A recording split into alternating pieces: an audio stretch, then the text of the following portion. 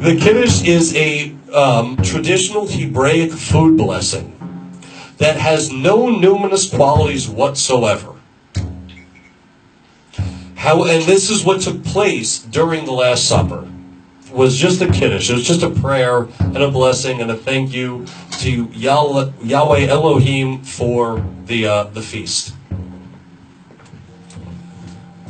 Paul the Apostle, if anyone is familiar with Paul the Apostle, who wrote the earliest records we have for Christianity, he was on his way to Damascus once from Rome. And he ended up having a vision. We don't know how this vision was called. He could have eaten a psychedelic morsel. It could have been road fatigue. It could have been the blistering desert sun. But he had a vision. And it was a vision of the Christ. Now, Paul had been persecuting Christians up to this point. So it's quite remarkable that he would go from being somebody who literally executed Christians, to becoming the founder of Christianity. But he had this vision, and within this vision, Jesus told him about the Lord's Supper. Now, the Lord's Supper was very different from the Kiddush, because in this particular version of it, Jesus wasn't just blessing the food, he was endowing the food with divinity. And I quote, "Take all of you and eat, for this is my body. This is my blood." This is straight out of paganism, specifically Dionysian paganism, with the blood of the vine, and wine serving as the blood of the vine. Now, it's also very, forget the word very, it's also found in Mitraism. Now, Mitraism is one of those Roman religions that we know Christians borrowed from.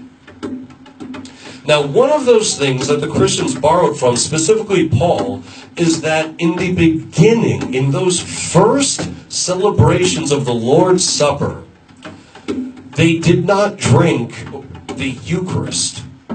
The Eucharist as a term didn't exist yet. What they drank at the time was the Kirakin Dietnom, which was the same name for the Eucharist or the drink, I should say, the holy drink used in Mithraic ceremony. So Paul knew exactly what he was doing. He was trying to convert pagans into this new thing called Christianity. So he appropriated the name of the holy drink of Mitraism. Because he did this, he unwittingly brought entheogens and psychedelics into Christianity.